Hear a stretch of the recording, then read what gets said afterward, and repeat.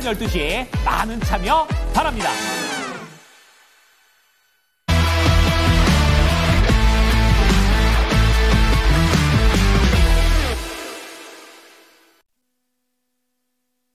네, 이슈 딥다이브 들어가 보겠습니다. 루크투자연구소의 임순재 대표 나와주셨고요. 퍼스트프라임 리서치 손여로 팀장도 함께하겠습니다. 두 분 추운 날씨 고생 많으셨네요. 오시느라고. 안녕하세요. 네, 안녕하십니까. 네, 너무너무 날씨가 춥습니다. 다만 이 날씨를 조금 덜 느끼게 해줄 수 있는 오늘 온기를 느낄 수 있는 종목들도 꽤 체킹이 되거든요. 저희 두 가지 주제 잡아왔습니다. 첫 번째 주제부터 같이 확인해 보시죠. 네, 젠슨황 트레이딩인 것 같아요. 요즘 머스크 트레이딩이 아니라 이 한마디 한마디에 정말 시장 반응이 굉장히 민감하게 나오고 있는데 유리기판 관련주들은 젠슨황 때문에 웃고 있고 오늘 양자가 풀이 팍 죽었잖아요. 네, 젠슨황 멘트 때문에 오늘 희비가 엇갈리고 있는 종목들 눈에 많이 띕니다. 대표님, 저 유리기판 계속 강하게 지금 시세를 내고 있는데 최태원 회장의 의미심장한 한마디 그 세일즈 발언 나오면서 그게 엔비디아다 이렇게 좀 시장에서 추측을 하고 있거든요. 네, 그렇죠. 엔비디아가 맞을까요? 가능성이 상당히 좀 높지 않을까라는 생각을 하고 있는데 그렇다고 뭐 이게 당장 계약이 뭐 된다라기보다는 뭐 일단 양쪽에서 구두적으로 그냥 그런 발언을 하지 않았을까라는 생각을 해보고 있습니다. 협력 정도. 네, 그렇죠. 뭐 이유 중에 하나는 지금 뭐 SK 그러니까 최태원 회장이 지금 CES 2025에 지금 참석하고 있는 그런 상황이고요. 그리고 이제 SKC 부스에 가서 이제 뭐 여러 가지 이제 얘기를 하는 와중에 본인이 이제 방금 유리기판을 팔고 왔다라고, 요것을 팔고 왔다라고 지금 밝힌 그런 상황입니다. 근데 내용을 보면 이제 그러면 SKC 부스 가기 전에 최태원 회장이 어떤 이제 동선이 되느냐 보면 엔비디아의 젠슨황 CEO를 만났습니다. 네. 그렇기 때문에 만났기 때문에 만나고 갔기 때문에 방금 직후라서. 직후라서 방금 팔았다라고 얘기하는 게 그렇게 이제 이해가 된 거 아닌가라는 생각을 해보고 있고요. 일단 뭐 엔비디아 자체가 뭐 지금 유리기판에 상당히 좀 관심이 많은 그런 상황이니까 그런 점도 같이 보시면 어떨까 싶습니다. 특히 이제 유리기판 자체가 이제 AI 시대에 가장 큰 수혜를 입을 것이다라는 기대를 하고 있는 그런 상황입니다. 특히 유리기판을 사용하면 뭐 전력 소비량이 절반 정도 줄고요. 그다음에 패키지의 두께도 절반 정도 줄어듭니다. 이와 더불어 처리 속도는 40% 이상 증가한다라고 이 얘기가 되고 있고요.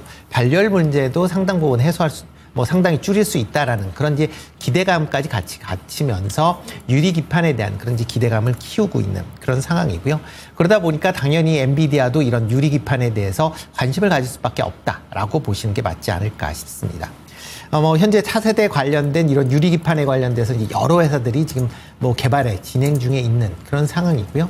그 중에서 SKC가 뭐 그중에 좀 가장 앞서 나가고 있는 회사다라고 불리우고 있는 그런 상황입니다. 다만 이제 이런 유리기판에 대해서 그러면 상용화가 언제쯤 될 것이냐라고 하게 되면 이게 상용화를 두 개로 나눠서 생각을 하셔야 되는데 고성능 이제 이게 유리기판이 처음 만들어지면 이게 수율이 상당히 떨어질 겁니다. 왜냐하면 유리기판의 특징이 잘 깨진다라는 부분이거든요. 그러니까요. 유리다 보니까 유리 아주 얇게 만드는 거기 때문에 그런 부분이 있기 때문에 이게 수율이 처음에 낮아질 수밖에 없는 거고요. 그러다 보면 가격은 상당히 높게 유지가 될 수밖에 없다. 그러면 뭐 이 가격의 영향을 덜 받는 AI 칩 같은 데는 사용할 수 있겠지만 일반 보편적인 이런 이제 칩에 사용하기는 상당한 시간이 걸린다. 뭐 지금 일반적으로 사용되기까지 2030년대 이후 중반 이후에나 가능하지 않을까라는 이제 예상들이 나올 만큼 뭐 상당히 상용화까지는 좀 시간이 걸릴 가능성은 있다라고 보여집니다. 다만 이런 이제 유리기판 이게 이제 차세대 기술이다 보니까 언젠가는 이쪽 방향으로 갈 것이다라는 기대감이 있기 때문에 유리기판에 관련된 이슈가 나올 때마다 단기 트레이닝은 충분히 가능하지 않을까라는 생각은 해보고 있습니다. 네. 그러면 양자 컴퓨팅 상용화와 별반 다를 거는 없는 상황인 것 같은데 유리기판도 네, 그렇죠. 이거는 그러면 테마단으로 보는 게 맞나요? 아직은? 아직까지는 테마단으로 보시는 게 맞지 않을까라는 생각을 해보고 있습니다. 이게 지금 뭐 SKC가 미국 내에서 관련된 공장이 이제 준공을 했습니다. 그렇지만 양산화될 때까지 양산화를 하겠다라고는 하지만 그 양산화된 그 칩을 그러니까 이 기판을 얼마만큼에 팔 것이냐라는 것도 중요한 거거든요. 그렇다 보면 가격대를 한다라고 하게 되면 뭐 AI 칩 정도 되는 고가 칩에는 사용할 수 있겠지만 범용되는 그런 칩에 사용하기에는 뭐 상당 부분 좀 시간이 걸린다. 그러면 그렇군요. 생산량 자체가 어떻게 보면 제한적일 수밖에 없다라고 네. 보시는 게 맞지 않나 싶습니다. 아, 이게 어려운 기술인 것 같기는 합니다. 수요율도 끌어올려야 되고 가격대는 좀 낮춰야 되고 아직도 좀 해결해야 될 과제들이 많은 구간이지만 그래도 게임 체인저가 될 것만큼 확실하지 않냐. 요거는 최태원 회장이 작년에도 말한 바가 있고 실제로는 지금 주가 체인저가 되고 있습니다. 워낙에 지금 SKC가 많이 날아가가지고요. 전반적인 유리기판의 확산이 지금 나타나고 있는데 테마로 보세요. 그럼 팀장님은 요거는 조금 더 의미 있게 봐도 되는 쪽이라고 보시는지 의견 들어볼까요? 저의 개인적인 현 오늘의 위치에서는 좀 테마 관점을 보는 게 맞을 것 같은데 약간 윤곽은 2월 달이나 3월 달 좀 명확하게 나오지 않을까 그렇게 판단됩니다. 우리가 많은 투자 공부를 하다 보면 격언들이 있잖아요. 주가는 실적에 6개월 선행한다라고 이야기를 했습니다. 그 다음에 지금 이 유리기판을 둘러싼 전문가분들이나 애널리스트들의 발언을 봤을 때는 지금 SKC 입장에서는 이 유리기판 상여가 2분기라고 했으니까 2분기면 보통 6월에서 7월이고 그 다음에 6개월 앞으로 땡기면은 지금 1월이랑 2월 달에 이 유리기판 관련 종목들을 매매 관점을 볼지 수익 관점을 볼지 결정을 해야 되는데 저는 일단 오늘 왔을 때는 저도 이제 대표님과 이제 방송 준비하면서 열심히 대화를 나누면서 이 기업에 대한 실적에 대한 가시성이 좀 보이거나 아니면은 이 글로벌 업황에서의 어떤 순위라든가 서열 이런 게 보이면 조금 수익 관점으로 몰아가자라고 말씀을 드리겠지만 굉장히 비겁하게 들리시겠지만 일단은 매매 관점으로 보고 2월 중순이나 3월 초쯤에는 조금 더 윤곽이 나오지 않을까 그렇게 판단됩니다. 오늘 주제가 유리기판이지만 저는 이 CS202를 둘러싸서 반도체 업황 간의 옥석을 구분하는 사례가 되고 있다라고 판단해요. 그래서 우리가 CS202라는 게 이제 1월 6일에 열린다. 그 다음에 거기서 핵심 키워드가 뭐다. 이런 이야기 나오고 이제 전방 인사들의 발언이 나오면서 각가지 섹터들이 강세를 보인 다음에 이제 외국인과 기관이 선별적으로 그 섹터 내에서 옥을 매수하는 모습들이 보여주고 있고 이 주요 인사들의 발언에 따라서 급락이 나오기도 하고 급등이 나오기도 하는 모습인데 확실하게 급락이 나온 다음에 기술적 반등이 나오는 종목들을 찍어봤을 때 외국인과 기관은 옥이라고 판단하는 종목들이 있는 것 같습니다. 오늘 유리기판 관련에 대해서 이야기를 드리겠지만 뭐 HBM이나 뭐 온디바이스 AI나 아니면 뭐 기판이라든가 뭐 삼성전자 SK하이닉스 그다음에 젠슨랑 CU 같은 경우도 마이크론이 아니라 삼성전자한테 DDR5 램을 받겠다. 이런 이야기를 하면서 국내 반도체에 대한 좀 온기가 들어오는 것 같습니다. 그다음에 유리기판 관련했을 때도 공부를 좀 열심히 하다 들어왔는데 이게 전문가랑 애널리스트마다 평이 다릅니다. 과연 유리기판을 SKC랑 어플라이드 머티리얼즈 합작인 SKC 앱솔루스가 가장 먼저 만들까? 그 다음에 인텔이 가장 먼저 만들까? AMD가 가장 먼저 만들까라는 의견이 분분한데 저는 개인적으로는 SKC가 공장도 대규모로 지었고 뭐 미국에서 보조금도 수령했기 때문에 SKC가 가장 먼저 만들지 않을까 저는 개인적으로 보고 있습니다. 근데 어떤 기자분이 쓰신 걸 보면은 AMD랑 인텔은 비밀리에 자회사까지 만들어가지고 이미 시제품 만들어가지고 양산을 준비하고 있다. 이렇게 기사를 쓰신 분도 계시고 그 누구도 내가 어디까지 왔다라고 공공연하게 이야기를 안 하고 있기 때문에 일단은 유리기판 관련 종목들은 서열이나 이런 경쟁 구도가 확실하게 되고 완제품을 만들어서 뭐 테슬라든 브로드컴이든 테슬라랑 브로드컴 둘 다 SKC한테 콜을 했어요. 그렇기 때문에 SKC가 가장 빠르지 않을까라고 판단했었는데 외신에서는 AMD랑 또 인텔도 보고 있으니까 이 부분 좀 체크를 해야 된다고 판단하고 있고 지금도 유리판 관련 종목들이 바닥에서 12월 중순부터 이미 올라왔죠.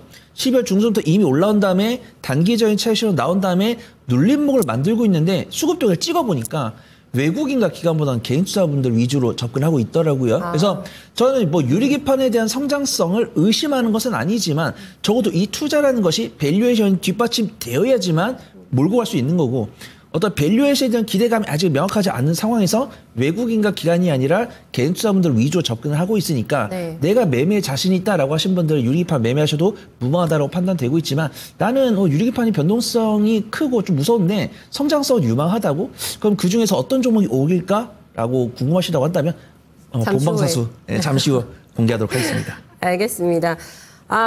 그러네요. 이게 완성도도 중요하지만 누가 더 먼저 내느냐. 진입장벽은 확실히 높습니다. 인텔하고 AMD, SKC에 이제 각축전이 되지 않을까 싶은데 누가 가장 먼저 내놓을지도 관심사입니다. 시장에 관심이 뜨거운 거는 삼전, SK하이닉스 다음으로 SKC가 오늘 거래가 대금이 3번째로 많고 4번째로 많은 종목이 필옵틱스입니다. 그래서 너무 지금 접근하기에는 부담이 되는데라는 생각들 하고 계시잖아요. 두 분의 좀 토픽을 여기서 확인해 보면서 얘기 나눠보겠습니다.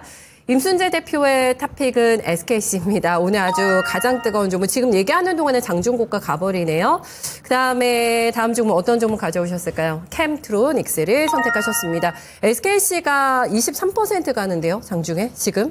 네, 와. 그렇죠. 뭐 SKC가 뭐 대표적으로 지금 뭐 양산화를 이제 시작을 할 수 있는 그런 이제 단계다라고 보기 때문에 시장에서는 가장 이제 앞서 나가고 있다라고 보시면 될 것 같습니다. 특히 SK 이제 자회사 앱솔릭스 같은 경우가 지금 이제 유리기판을 이제 미국 내에서 공장을 이제 만들었다라고 보시면 되는데요.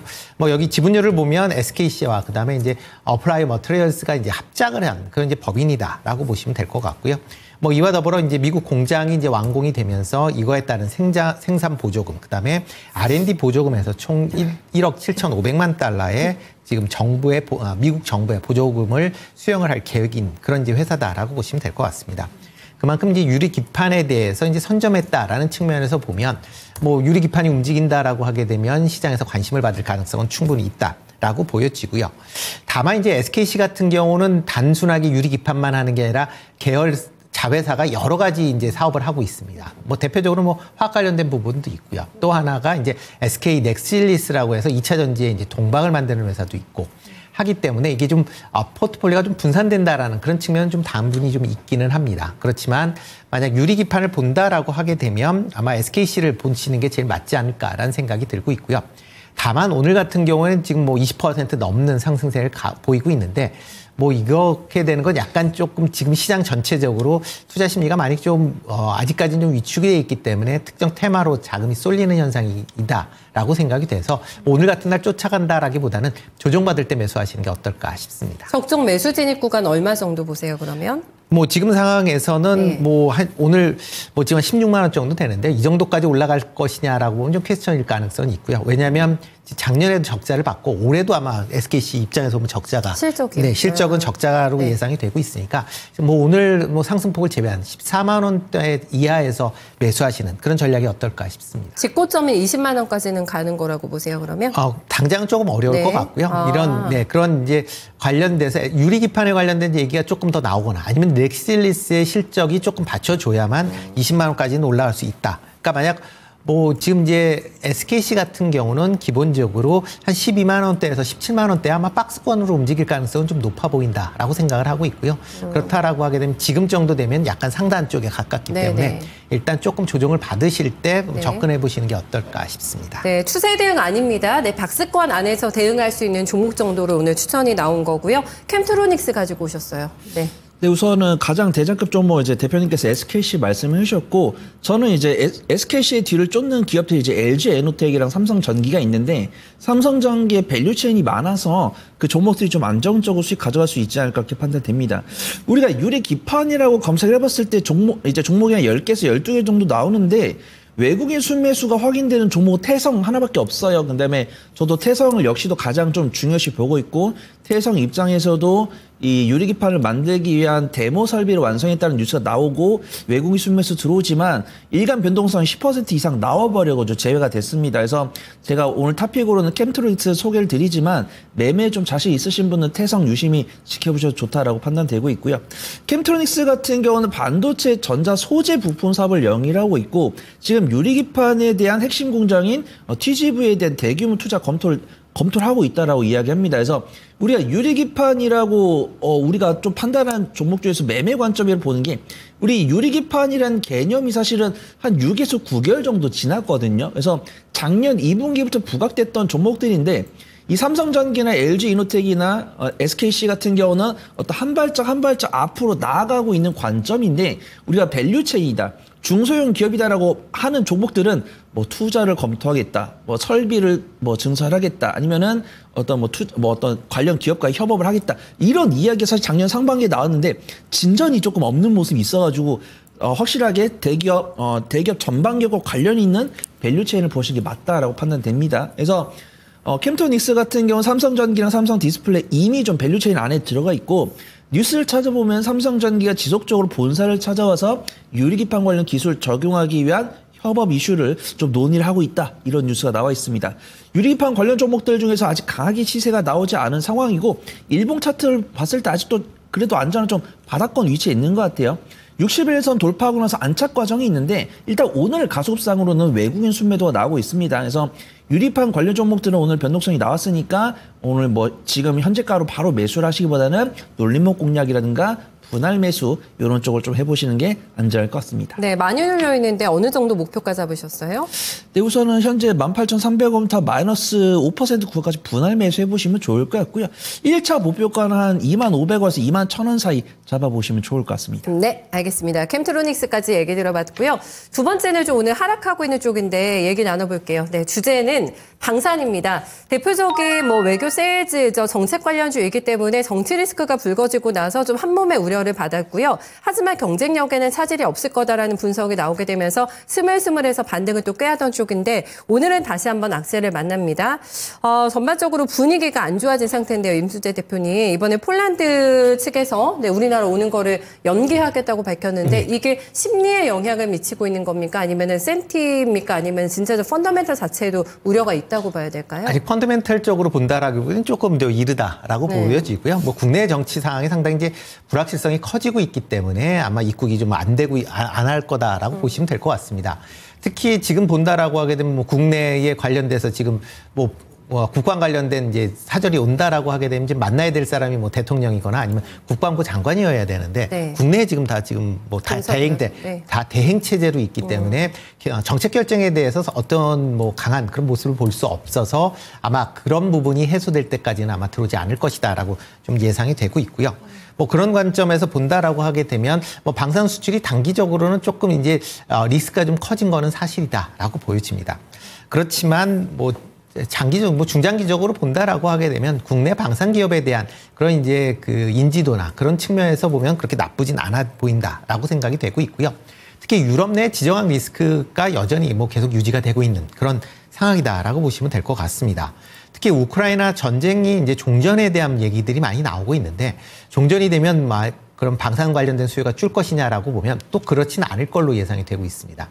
이유 중에 하나는 지금 그러니까 지금 우크라이나 전이 종전이 된다라고 하게 되면 러시아에 상당히 유리하게 종전이 될 가능성은 있다라고 보여지고요.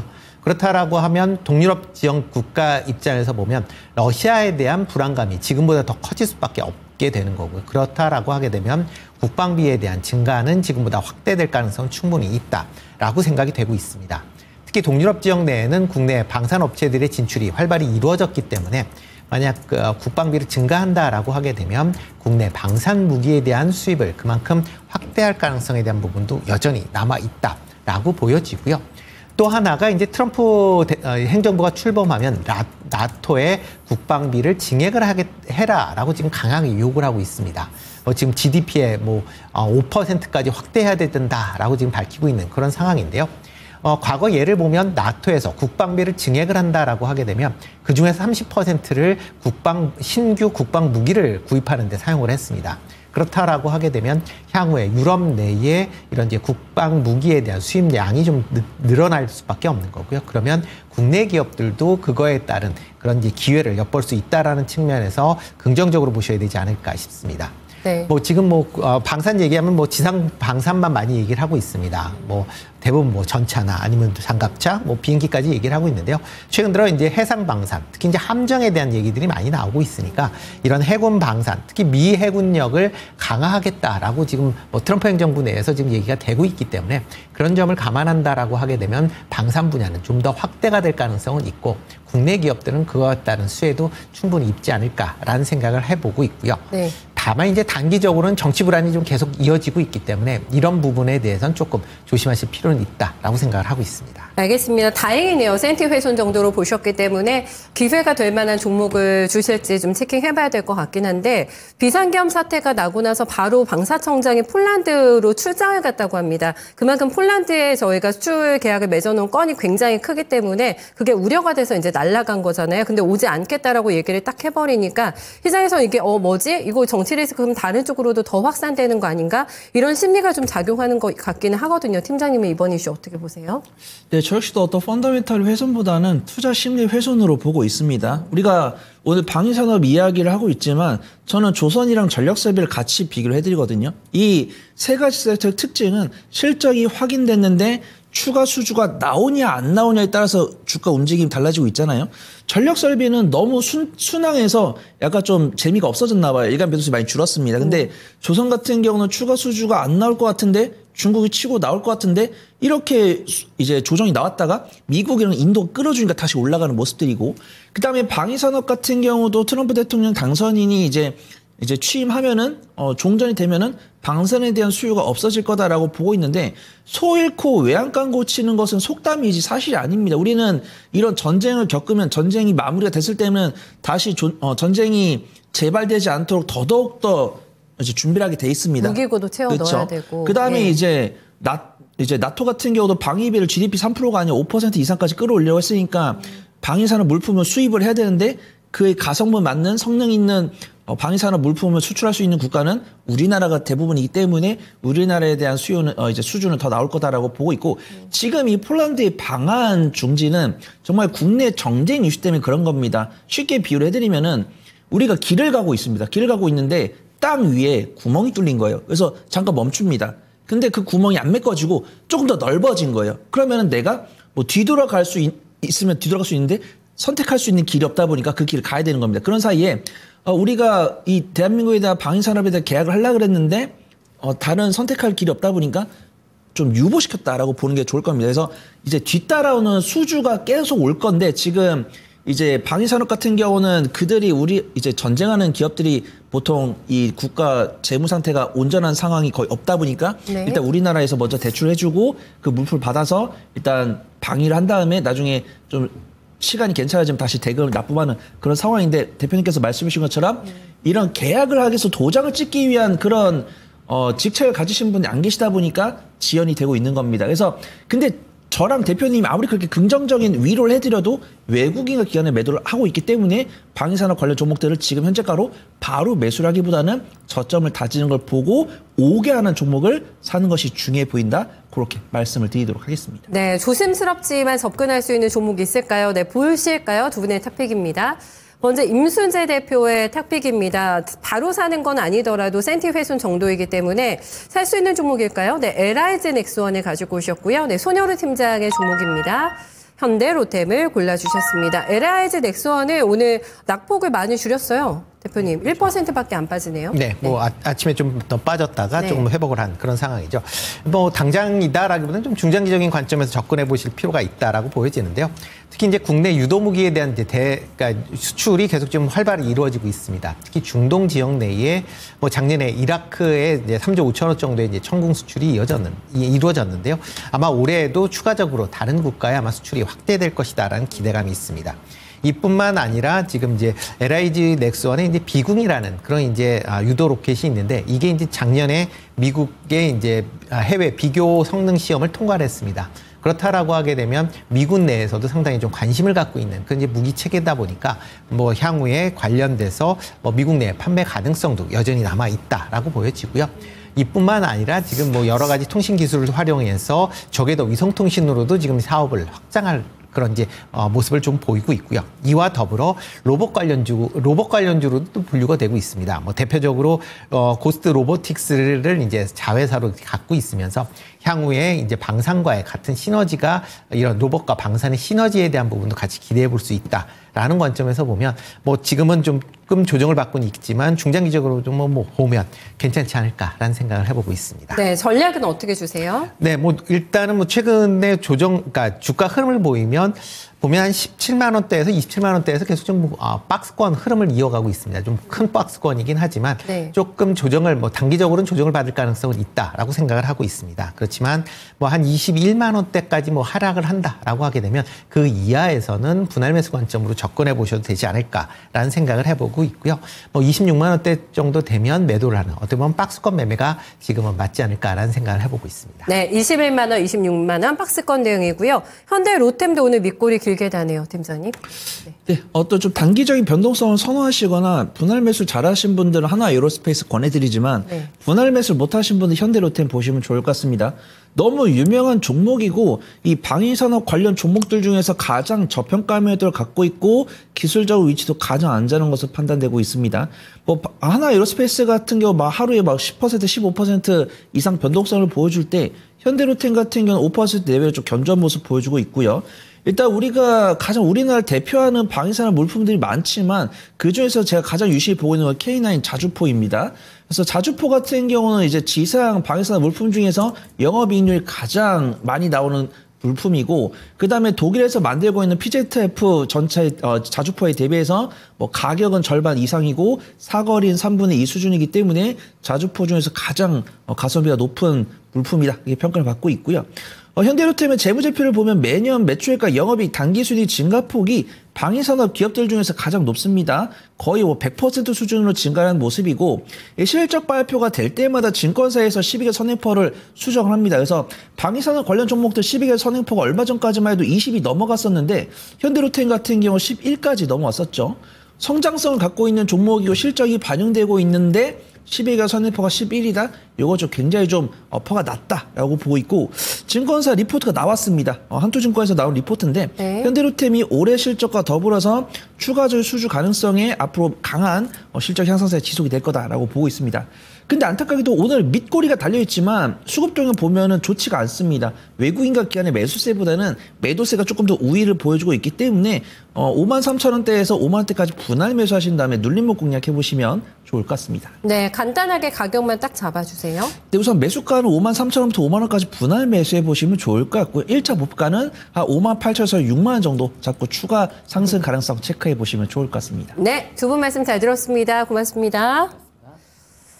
네, K방산에 대한 리스크가 좀 불거지고 있긴 한데 만약에 각각의 종목들이 여기서 조금 더 눌림목이 나온다면 공략 들어가서요. 지금 상단을 선을 조금 정해놓고 대응은 해볼 만한 그 정도 선에서의 오늘 전략을 좀 받아봤습니다. 시장은 오늘 계속해서 보합권인데 시장 지수 대비해서는 빠지는 종목은 많아요. 오늘 양시장 합산해서 1,600개 넘어가는 종목들 하락하고 있는데요. 어떻게 또 거인의 시선에서 전략이 나올지 들어보실까요? 네, 금산 전문가입니다.